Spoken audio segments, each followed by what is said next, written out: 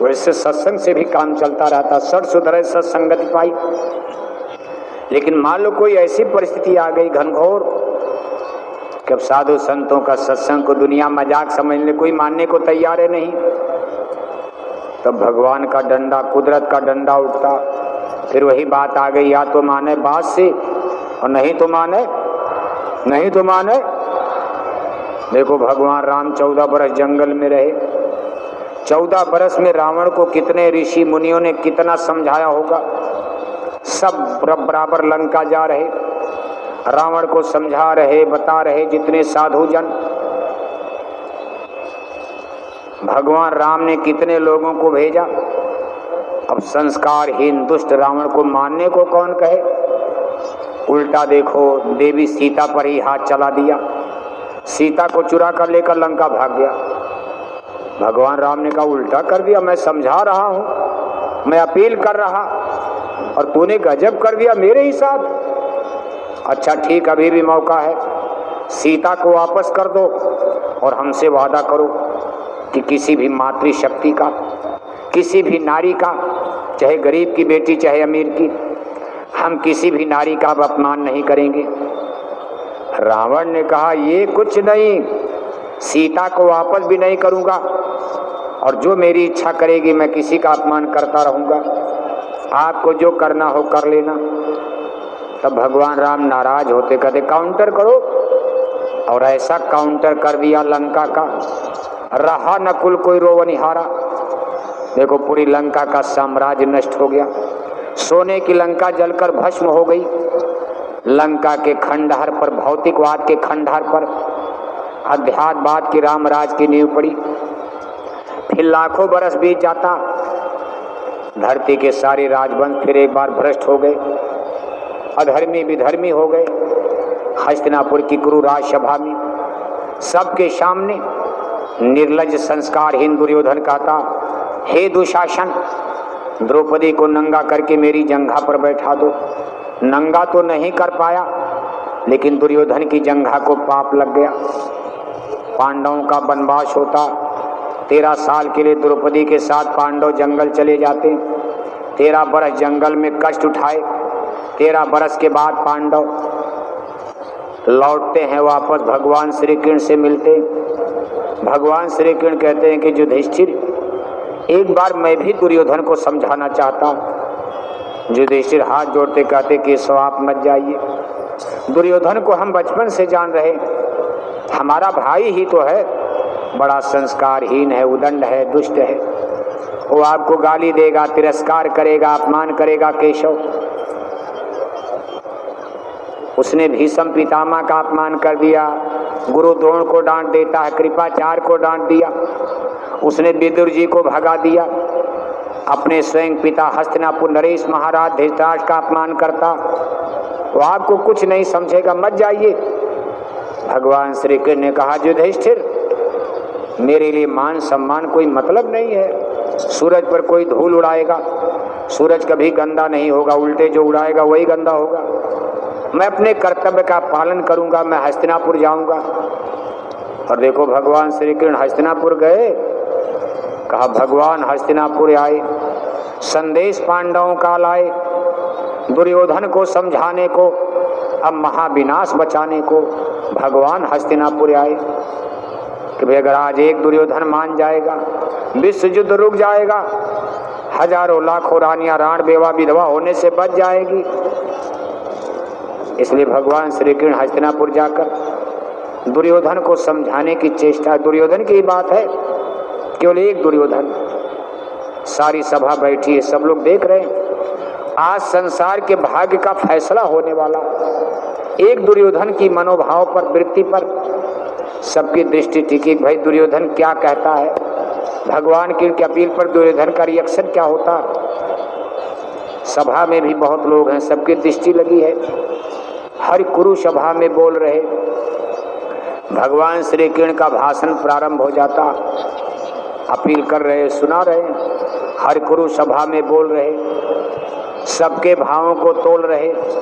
अचानक दुर्योधन बोल पड़ा, सारी मर्यादा तोड़ चला, सारी मर्यादा को खत्म करके उसने भगवान श्री कृष्ण को गाली देना शुरू कर दिया। सोचने विचारने को कौन कहे, गाली ही शुरू कर दिया।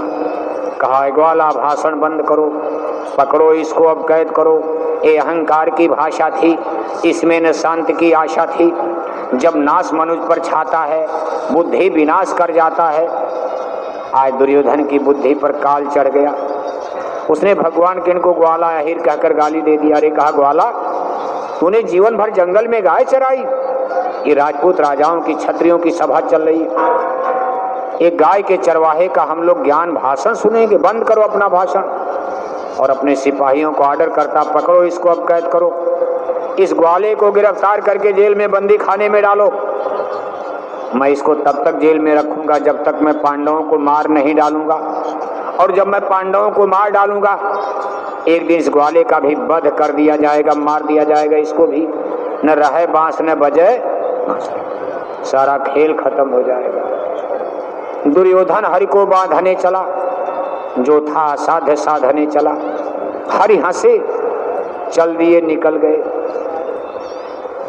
दुर्योधन सिपाहियों को लेकर, बेड़ी लेकर भगवान कृष्ण को गिरफ्तार करने के लिए आगे बढ़ता।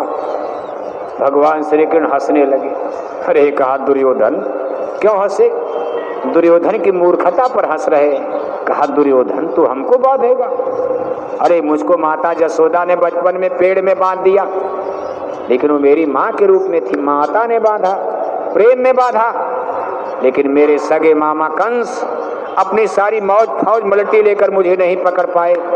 हे दुर्योधन तू हमको बांधेगा? मैंने रामा अवतार में सबरी का जूठा बेर खा लिया, लेकिन 4 वेद के पंडित राजा रावण का 1 गिलास पानी नहीं पिया। दुर्योधन तू हमको बांधेगा? हरि हंसे, चल दिए, निकल गए, उड़ गए। किधर से निकल गए कोई देख ही नहीं पा रहा। जहाँ पांडव थे वहां पहुंच गए, पांडवों के पास वापस पहुंच गए। लेकिन करुणा सिंधु करुणा सागर एकाएक आज कठोर हुए। हर क्रुद्ध वचन तब बोले हैं, सब दिग दिगंत अब डोले हैं। याचना नहीं अब रण होगा, आगे अब घोर समर होगा। सब राजवंश टकराएंगे, सब मिट्टी में मिल जाएंगे। शिव नेत्र तीसरा खोलेंगे, सब दिग दिगंत अब डोलेंगे। याचना नहीं अब रण होगा।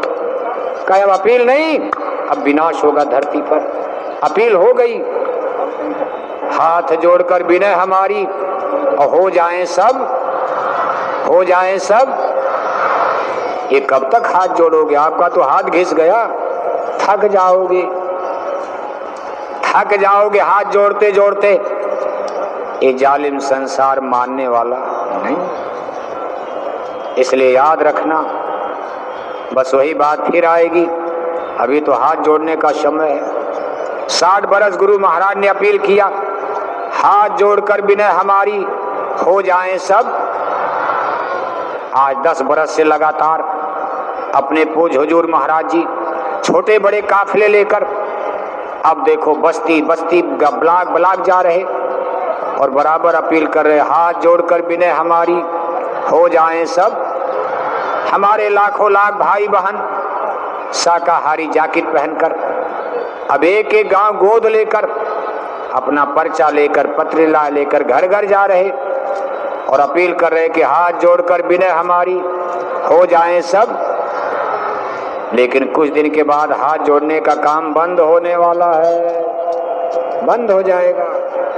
फिर वही बात आएगी, या तो माने बात से और नहीं तो माने, नहीं तो माने। और जिस दिन कुदरत का भगवान का डंडा बजेगा, राख बनेगे महानगर तक, एटम के अंगारों से पत्ता पत्ता झुलस जाएगा। विश्व युद्ध टंकारों से मानव की क्या पेश चलेगी, अंबर तक फट जाएगा। ये धरती का सारा आंगन लाशों से पट जाएगा। महाशक्तियां दुनिया भर की मिट्टी में मिल जाएंगी। क्रूर विधर्मी मानव की तब अकल ठिकाने आएगी।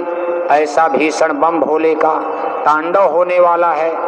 कलयुग में ही इस धरती पर सतयुग लगने, सतयुग तो आएगा, रामराज आएगा, लेकिन अंडा खिलाकर शराब पिलाकर कोई माई का लाल मथुरा की धरती पर रामराज ला पाएगा?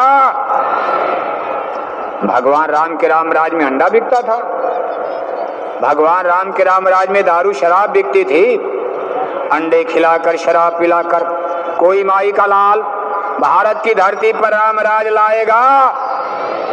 रामराज कब आएगा उसकी सीधी पहचान है, जब पूरे मथुरा जिले में मछली अंडा शराब की दुकानों पर बुलडोजर चल जाएगा। क्या चलेगा?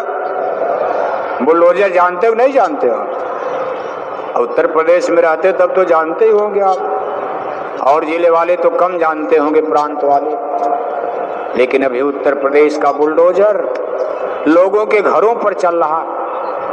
जब उधर से खाली हो जाएगा, जिस दिन ये बुलडोजर का मुंह मछली अंडा शराब की दुकानों की तरफ घूम जाएगा, शाम को सोओगे कुछ, सुबह उठोगे पूरे मथुरा जिले में मछली अंडा की शराब की दुकानें नेस्तनाबूद हो जाएंगी। समझ लेना उसी दिन रामराज की नींव आधारशिला रखी जाएगी। आएगा नहीं, अभी आधारशिला रखी जाएगी। इसके बाद धरती को शुद्ध करने का, मथुरा की धरती को शुद्ध कर दिया। भगवान कृष्ण की जन्मभूमि जहाँ योगेश्वर कृष्ण ने अवतार लिया। आज बगल में अंडा बिकता है, बगल में शराब की दुकानें हैं, बगल में मथुरा में मछली बिकती है। सारे वायुमंडल को गंदा कर दिया। इसके लिए बड़े बड़े धार्मिक अनुष्ठान करने पड़ेंगे, यज्ञ विधान करना होगा, जिससे वायुमंडल का शुद्धिकरण हो। जिस दिन वायुमंडल शुद्ध हो जाएगा, धरती माता खुश हो जाएंगी।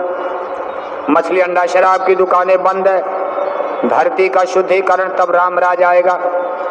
रामराज की पहचान होगी, कभी भूकंप नहीं आएगा, कभी मथुरा में बाढ़ नहीं आएगी, कभी सूखा नहीं पड़ेगा, फिर कोरोना जैसी कभी बीमारी नहीं आएगी। बीमारी तो आएगी छोटी मोटी, सर्दी जुकाम, लेकिन ये बड़ी बड़ी बीमारियां खत्म हो जाएंगी। डॉक्टर नहीं खत्म कर पाएंगे। सीधा फैक्टर फार्मूला है, सीधा शाकाहारी हो जाओगे, बीमारी से शाकाहारी हो जाओगे, बीमारी से बच जाओगे। ये संतों का साइंस ऑफ सोल है। इस पर दुनिया के वैज्ञानिक रिसर्च करेंगे, आगे खोज की जाएगी कि ये कैसा फैक्टर फार्मूला। लेकिन सत्य है, मेडिकल साइंस, बड़े बड़े पीजीआई डॉक्टर जितने बढ़ते जाएंगे बीमारियां उतनी बढ़ती जाएंगी, मरने वालों की संख्या बीमारी की बढ़ती जाएगी।